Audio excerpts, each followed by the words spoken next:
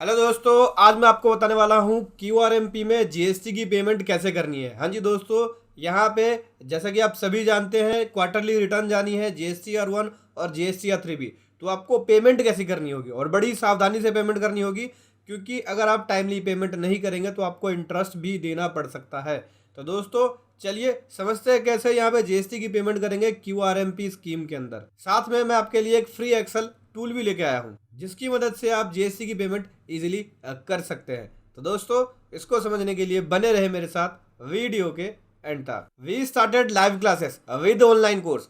दोस्तों online course के साथ लाइव क्लासेस शुरू कर दिया है, जिसमें सबसे पहला टॉपिक है कैसे आपको इनवॉइस फर्निशिंग फैसिलिटी को फाइल करना है क्यूआरएमपी स्कीम के अंदर, जहां पे आमने सामने आप मुझसे क्वेश्चन आंसर पूछ सकते हैं। तो आपको बस सिंपली विजिट करना है अपने एनरोल कोर्स में और वहां जाके आपको लाइव क्लासेस को चेक करना है। एनरोल नहीं किया तो ऑनलाइन कोर्स पे जाना है। ज़्यादा जानकारी के लिए इस नंबर पे कॉल कीजिए या फिर इस वेबसाइट पे विजिट कीजिए। वेबसाइट का लिंक वीडियो के डिस्क्रिप्शन में है। तो दोस्तों ये हम आ गए जीएसटी पोर्टल पे और मैं यहाँ पे क्यूआरएमपी स्कीम के अंदर हूँ। तो क्यूआरएमपी स्कीम में मैं यहाँ पे ना ही अपनी जीएसटीआर 1 को फाइल करूँगा और ना ही जीएसटीआर 3 को, क्योंकि ये क्वार्टरली जाएगी। तो जनवरी मंथ की क्या करेंगे, केवल टैक्स की आप पेमेंट करेंगे। दिखाता हूँ, जैसे आप जनवरी मंथ से सेलेक्ट करते हैं रिटर्न्स डैशबोर्ड पे आते हैं तो देख सकते हैं आईएफएफ है, ये ऑप्शनल फैसिलिटी है, चाहे तो फाइल कर सकते हैं या छोड़ सकते हैं।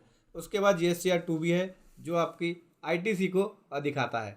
ठीक है, तो अभी क्यूआरएमपी स्कीम में हमें क्या करना होगा, केवल टैक्स की पेमेंट करनी होगी, यानी जीएसटी की पेमेंट करनी होगी। यानी मार्च के बाद जब 4th क्वार्टर का एंड हो जाएगा तब आपको जीएसटीआर 1 और जीएसटीआर 3 भी फाइल करनी है। फिलहाल के लिए टैक्स की पेमेंट करने के लिए, जीएसटी की पेमेंट करने के लिए हमें कहाँ जाना होगा, डैशबोर्ड पे आएंगे और जनवरी मंथ की टैक्स की पेमेंट करनी है, जिसकी ड्यू डेट है 25 तारीख। 25 तारीख से पहले पहले आपको यहाँ पे अपनी क्यूआरएमपी स्कीम के अंदर टैक्स को पे करना है। तो पे टैक्स पे जाएंगे। पे टैक्स पे जाने के बाद यहाँ से आपको monthly payment for quarterly return पे क्लिक करना है। इस पर क्लिक करेंगे और जनवरी मंथ हमने यहाँ से ले लिया। ठीक है, ये है जनवरी मंथ फाइनेंशियल ईयर 2021 का। ठीक है, अभी यहाँ पे ऑप्शन मिलता है आपके पास, दो ऑप्शन है। 35% जो आपने पिछला पे किया टैक्स क्वार्टर के अंदर, जो आपने रिटर्न फाइल करी है, मतलब जीएसटीआर 3 के थ्रू टैक्स पे करते थे, उससे एडजस्ट करके टैक्स पे करते थे। ठीक है, तो उसका 35% लेगा वो। ये नहीं कि आपको लास्ट आपने चलान पे कर दिया उसका 35% लेगा, नहीं, जितना आपने लास्ट जीएसटीआर 3 के अंदर टैक्स पे किया है उसका आपका 35% लेगा। ठीक है दोस्तों, और दोस्तों मैं आपको एक इम्पोर्टेंट बात ये बता दूं कि 35% ऑफ चलान जो है, जो आपने क्वार्टरली जीएसटीआर 3 फाइल करी है और उसके अंदर जो आपने इलेक्ट्रॉनिक कैश लेजर से टैक्स पे किया है, उसके बेसिस पे 35% टैक्स को लेता है। लेकिन ये क्वार्टरली जीएसटीआर 3 के हिसाब से है और दिसंबर तक हमने अपनी जीएसटीआर 3 मंथली बेसिस पे फाइल करी है। तो मंथली बेसिस पे जब आप फाइल करते हैं तो आपका 100% लेगा चलान का, मतलब कि जितना आपने टैक्स अपने जीएसटीआर 3 में फाइल किया है, पे किया है, उसका 100% टैक्स लेगा, क्योंकि दिसंबर तक मंथली बेसिस पे थी। तो जब आप जनवरी का टैक्स पे करेंगे और 35% वाले को सेलेक्ट करेंगे तो 100% टैक्स को लेगा, और जब आप फरवरी का पे करेंगे तो भी 100% को लेगा, क्योंकि आपकी जीएसटीआर 3 भी मंथली बेसिस पे थी। रूल यही है क्यूआरएमपी स्कीम के अंदर कि अगर मंथली बेसिस पे जीएसटीआर 3 को ले लेते हैं क्यूआरएमपी में, तब 100% टैक्स पे करना पड़ता है आपको, जितना आपने जीएसटीआर 3 में पे किया हुआ है पिछले मंथ में। और अगर आप क्वार्टरली बेसिस पे अपनी जीएसटीआर 3 को फाइल करते हैं तब आपका 35% लेगा, जितना आपने लास्ट क्वार्टर के अंदर पे किया है। जनवरी और फरवरी में 35% वाले को सेलेक्ट करेंगे लेकिन 100% को लेगा। लेकिन जब आप इस सिस्टम को फॉलो करने लगेंगे और 1 अप्रैल के बाद से, यानी अप्रैल के बाद से फिर आपका क्वार्टर के हिसाब से लेगा। और अप्रैल में भी अगर आपने अपनी रिटर्न को मंथली बेसिस पे सेट कर रखा है क्यूआरएमपी में, तो भी वो 100% के टैक्स को लेगा।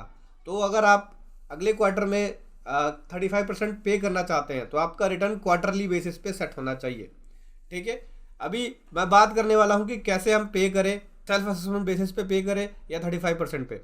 तो सबसे पहले आपको अपनी कंप्यूटेशन को तैयार करना होगा कि कितना आपका टैक्स बना और कितना आपको पे करना है, अगर आप सेल्फ असेसमेंट मेथड को लेना चाहते हैं, जहाँ पे आप लायबिलिटी में इनपुट टैक्स क्रेडिट को कंसीडर करने के बाद जो बचा हुआ अमाउंट है उसका टैक्स पे करना चाहते हैं।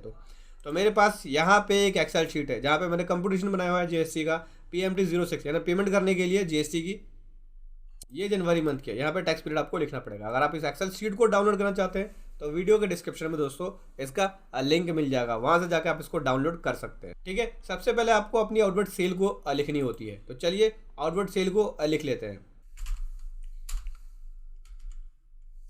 मैं यहाँ टैली से लिखने वाला हूँ, हो सकता है आपके पास कोई अदर सॉफ्टवेयर हो, तो उस सॉफ्टवेयर के थ्रू आपको अपनी यहाँ पे आउटवर्ड सेल यानी आउटवर्ड लायबिलिटी जो है, टैक्स लायबिलिटी, वो लिखनी पड़ेगी।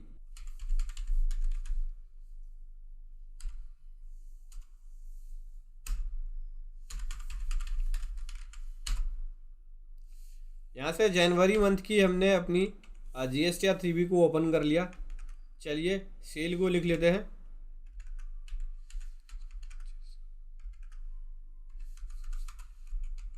और इसके ऊपर जो टैक्स बना वो लिख लेते हैं।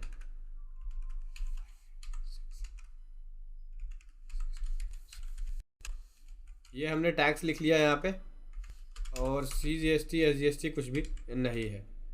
ठीक है, और ना ही कोई एग्जाम सप्लाई या ना ही कोई RCM है। टोटल टैक्स ये हमारा हो गया। और इस मंथ के अंदर मैंने GSTR 3B को ओपन किया हुआ है फॉर्म को टैली के अंदर। इस मंथ में मेरा कोई परचेज भी नहीं है और ना उसके ऊपर इनपुट है। हालांकि आपको बुक से इनपुट नहीं लेना, आपको इनपुट लेना है पोर्टल से जो GSTR 2B में है। ठीक है, हालांकि मेरी परचेज जनवरी मंथ के अंदर कुछ भी नहीं है, लेकिन कुछ इन्वॉइसेस ऐसे हैं जो अभी इस जनवरी मंथ के अंदर आएंगे, तो 12 तारीख तक का इंतज़ार करना पड़ेगा, तभी यहाँ पे जो GSTR 2B के अंदर ITC है वो आएगा। फिलहाल के लिए कंप्यूटेशन देख लेते हैं। चलिए पहले पोर्टल के ऊपर जो बैलेंस है वो लिख लेते हैं। ठीक है, जो कैश लेज़र या क्रेडिट लेज़र में आपके पास बैलेंस है वो आपको यहाँ पे लिखना पड़ेगा, क्योंकि अगर आपके पास पहले से टैक्स पड़ा हुआ है तब आपको यहाँ पे चालान पे नहीं करना पड़ेगा। तो चलिए मैं लिख लेता हूँ। ये IGST लिख लिया, CGST 4893 और 4893 ये हमने ले लिया। CGST SGST टोटल टैक्स अपना ये आ गया। अभी मेरे पास बैलेंस आता है। बैलेंस मुझे कितना पे करना पड़ेगा दोस्तों? जब तक GSTR 2B जनरेट नहीं होगा, यहाँ पे ITC ऑटो पॉपुलेट होके नहीं आएगा, तब तक टैक्स की पेमेंट मैं नहीं करूँगा। फिलहाल के लिए आपको वेट करना पड़ेगा। कैलकुलेशन हो चुकी है टैक्स पेमेंट के लिए। जब आप जाएंगे तो यहाँ पे क्या करना होगा, फॉर क्वार्टरली रिटर्न पे आ गया, जनवरी मंथ आ गया। अब आपके पास दो ऑप्शन बनते हैं।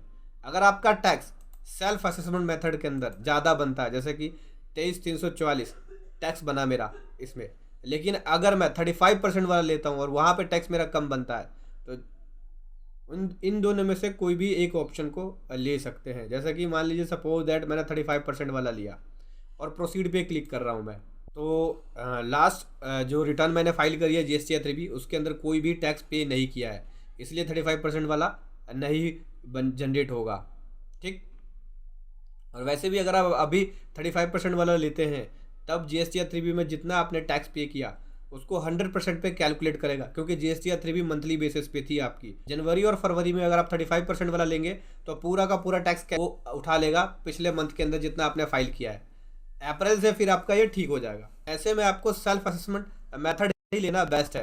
Plan on self assessment basis पे क्लिक कर लिया, प्रोसीड पे क्लिक करेंगे। अब यहाँ पे आपको चलान की डिटेल भरनी है, लेकिन ध्यान रखना अभी चलान पे मत करना दोस्तों। जब तक आपका GSTR 2B के अंदर ITC नहीं आ जाए तब तक आपको पे नहीं करना है। लेकिन मैं इसको पे करूंगा 12 तारीख के बाद, क्योंकि अभी मेरा ITC नहीं आया है। GSTR 2B से ITC आएगा, फिर उसके बाद इसको पे करेंगे। इसके लिए आपको इंतज़ार करना पड़ेगा। टैक्स जल्दीबाजी में गलत टैक्स मत पे कर देना दोस्तों, सही तरीके से टैक्स पे करना, क्योंकि अगर आपने यहाँ पे ITC GSTR 2B में जो अवेलेबल है उसके हिसाब से नहीं लिया, तो उस केस में रूल 36 सब रूल 4 के हिसाब से आपके ऊपर नोटिस भी आ सकता है। और अगर आपने कम टैक्स पे किया तो आपको बाद में फिर इंटरेस्ट भी पे करना पड़ सकता है, तो आपको इस चीज़ का ध्यान रखना है। हाल के लिए आपको मैंने बता दिया, इस मेथड को यूज़ करना है टैक्स को पे करने के लिए। इस प्रकार से आपको मेथड को यूज़ करना है टैक्स को पे करने के लिए। वीडियो कैसे लगी ज़रूर बताएं। Thank you so much. जय हिंद, वंदे मातरम।